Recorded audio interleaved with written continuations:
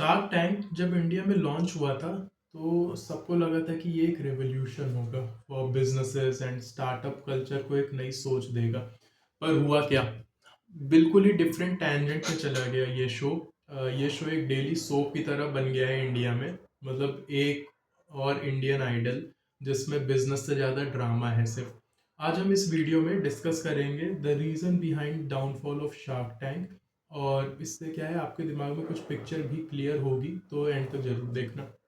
Now let's move on to a first point, that is drama over business.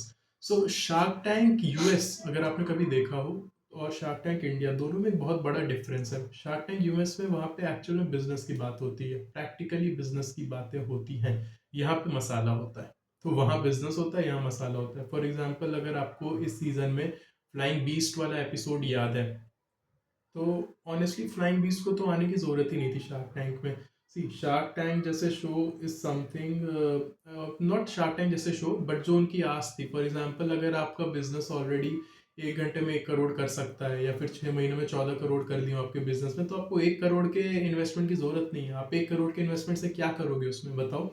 आपको 1 करोड़ का investment तो बहुत easily कहीं से भी मिल जाएगा।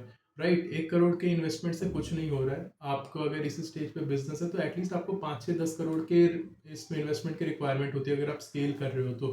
1 करोड़ इज जस्ट फॉर जब आपका प्रोडक्ट मार्केट फिट मिल गया, आपको टेस्ट करना हो तो इसीलिए मुझे लगा कि ये एक गिमिक था फ्लाइंग बीस्ट का यहाँ पे आने का। माइट भी मार्केटिंग स्टंट था उनका या जो भी हो, बट 1 करोड़ की फंडिंग लेने के लिए कोई उनकी रिक्वायरमेंट नहीं थी। अब जो मेन पॉइंट है कि उस एपिसोड को इतना ड्रामेटाइज किया गया कि sharks are jealous of the earning of influencer. जैसे उन्होंने जब पूछा फ्लाइंग बीस्ट से कि आप कितना अर्न करते हैं, तो फ्लाइंग बीस्ट भी बड़े ड्रामेटिकली जवाब दिया था उसको। जबकि वो एक बॉल पार फिगर भी दे सकते थे यार। आप खुद सोचो, यूट्यूब पे फ्लाइंग बीस्ट जैसे इन्फ्लुएंसर कहीं भी जाते हैं, उनसे पूछते हैं कि आप कितना कमा लेते हो महीने का, तो क्लियरली बोल देते हैं कि यार 2-3 मर्सिडीज आ जाएगी, 2-3 ये वो आ जाएंगी। इस सारी इस तरीके से वो इनडायरेक्टली बता देते हैं अपनी इनकम। तो भाई तुम्हें यहाँ पे बताने में क्या दिक्कत है, तुम यहाँ भी बता देते जब तुम बाकी जगह बता सकते हो। सो इसीलिए मैं आपको कह रहा हूँ कि ये बिल्कुल ही स्क्रिप्टेड शो है। राइट, किसी भी डेली सोप की तरह है। It's not a reality show and it has nothing to do with business. It has to do with business of those channels जो टीआरपी के लिए कर रहे हैं। इंडिया में हर चीज टीआरपी के लिए होती है, न्यूज चैनल्स, ये शार्क टैंक वाला एपिसोड, एवरीथिंग। सो या, और व्यूअर्स के इमोशन के साथ खिलवाड़ हो गया। Now compare this with shark tank US, वहां से बिजनेस की बात होती है, ऐसा कुछ भी नहीं होता है। Right, and remember my point कि फ्लाइंग बीज जब बाकी यूट्यूब पॉडकास्ट में जाके अपना इनकम रिवील कर सकता है, तो यहाँ भी कर सकता था। राइट, अब अपना जो नेक्स्ट पॉइंट है, that is emotional exploitation of the viewers. तो अब मैं आपको एक और एग्जांपल देता हूँ। फॉर एग्जांपल, इसी सीजन में डैकबी के फाउंडर्स आए थे, राइट, जो जिनकी रील बहुत ज्यादा वायरल हो रही है। वो रील तो शार्क टैंक के ही चैनल पे चल रही है कि उनके सेविंग्स पे सिर्फ 4,000 रुपए पड़े हुए। All every sympathy to them, everything, सब ठीक है। मतलब उनके लिए सिंपैथी भी है सबके अंदर। बट इज इट नेसेसरी कि आप इसी एक रील को चलाते रहो? इस एक रील को चलाने का क्या मतलब है? आप यूजर के इमोशंस के साथ खिलवाड़ करना चाह रहे हो। राइट, उनके इमोशंस पे आप हिट करना चाह रहे हो ताकि वो आके देखें। इंडिया में क्या है, इंडिया में ना लोगों को बेचारापन देखने में बहुत मजा आता है किसी का। If I stand tall and tell them कि अरे कुछ नहीं भाई ये वो, तो पीपल विल से कि अरे कितना घमंड है, कितना एटीट्यूड है। वहीं अगर मैं बेचारा बन जाऊं तो एवरीवन अरे बेचारा है, बेचारा है। तो इंडिया में वो कल्चर डोमिनेट है, वही कल्चर चलता है। उसी का फायदा शार्क टैंक भी उठा रहा है। राइट, तो डैकबी के फाउंडर्स को इतना ज्यादा इमोशनल वाली जो उनकी वीडियो 4,000 बचे अकाउंट में, there are an number of founders जिनके पास 4,000 रुपए बचते हैं कई बार। राइट, बट इतना कुछ वो नहीं होता है। इतना रिस्क आपने लिया, बिजनेस कर रहे हो, तो उसको इतना ड्रामेटाइज करके दिखाया गया इस चीज में, सिर्फ उसी रील को चलाए जा रहे हैं। सो ये इमोशनल आपके उसको माइंडसेट को एक्सप्लॉइट करने के लिए, सिर्फ टीआरपी के लिए। बिजनेस है या सोप ओपेरा, आप खुद बताओ।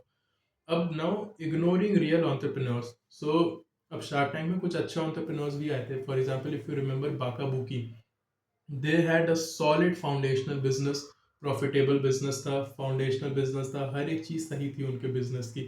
उन्हें फंडिंग मिली नहीं मिली, दैट्स अ सेकेंडरी पॉइंट। उस पर कोई वो नहीं है कि शार्क्स ने उन्हें फंडिंग क्यों नहीं दी। शार्क्स का पैसा, उनकी अपनी सोच, उन्होंने फंडिंग नहीं दी, which is completely okay. But वो बाका बुकी के फाउंडर्स के बारे में तो कोई बात ही नहीं होती है। शार्क टाइम में कभी उनके रील अब दिखाई ही नहीं जाते हैं। बस एक बार उनका एपिसोड एयर हुआ तो उसके बाद कुछ भी नहीं होता है। This is completely wrong.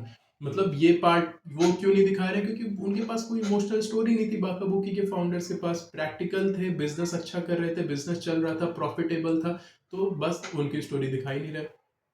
अब on the contrary same shoes type की प्रोडक्ट के लिए एक बंदा आया था, Subramaniam Balakrishna, I don't remember, S Subramaniam Balakrishna था, बालाकृष्ण, जो कि रो रहा था कि कंपनी बंद करनी पड़ी। उसका एपिसोड कितना लंबा चला और उसी का बार बार दिखा रहे, बार बार दिखा रहे, लिंक्डइन पे भी उसी का कर रहे हैं, एंटरप्रेन्योरशिप ये वो। बट आप सिर्फ उस चीज को क्यों दिखा रहे हो जो चीज इमोशनल उसको ट्रिगर कर रही है लोगों के, सिर्फ व्यूअरशिप के लिए, टीआरपी के लिए? इससे लोगों को क्या लगे कि यार बिजनेस करना तो बहुत डिफिकल्ट है, ये होता है वो होता है। बाकाबुकी जैसे लोगों को भी तो दिखाओ जिन्होंने प्रैक्टिकली बिजनेस बनाया है। सो माई पॉइंट इज, बिजनेस कभी भी इमोशंस पे नहीं बनता है, बिजनेस हमेशा लॉजिक पे बनता है, अच्छी डिसीजन मेकिंग पे बनता है।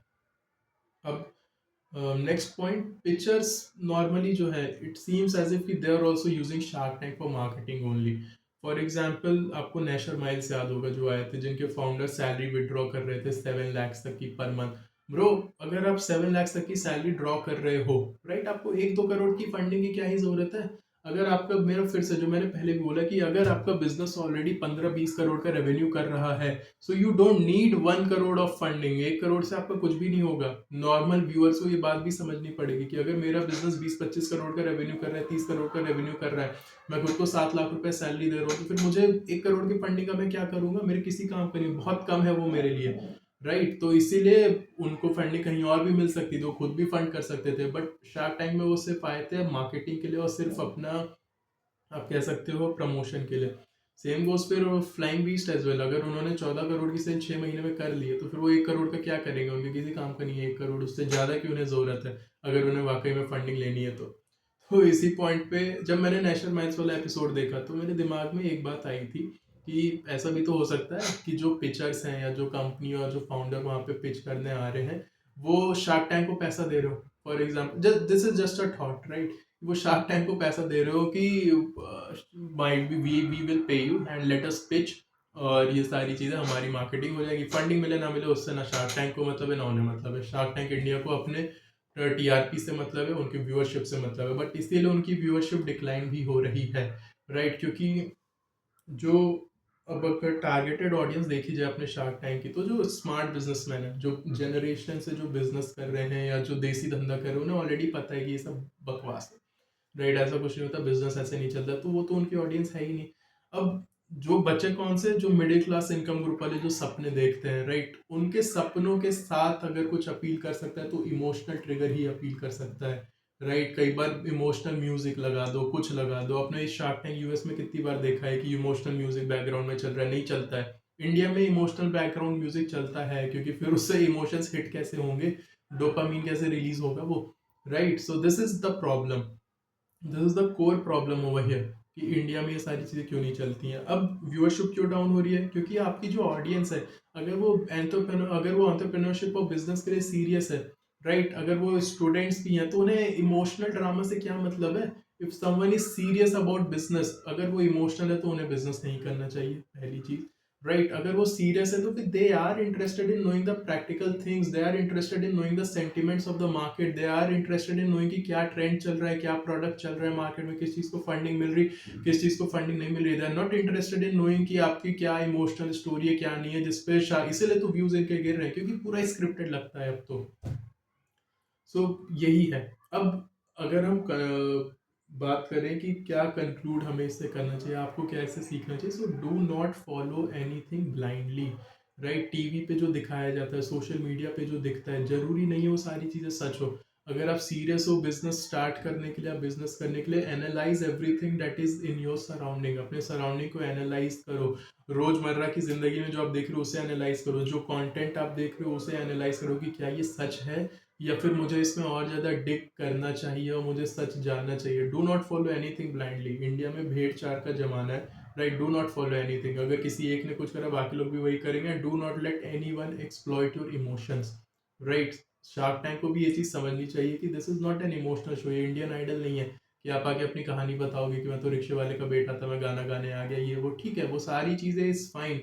But if it's about business, you have to give viewers something practical related to business, related to entrepreneurship और ये सारी चीजें, right? So कमेंट में ज़रूर बताना अगर आपको ये वीडियो अच्छी लगी, एंड सब्सक्राइब ज़रूर करना। एंड यस, अगर आपको भी लगता है कि शार्क टैंक एक ड्रामा शो बन गया है, डेली सोप बन गया है, तो please comment in the video. And till the next video, stay real, stay smart, do not follow anything blindly.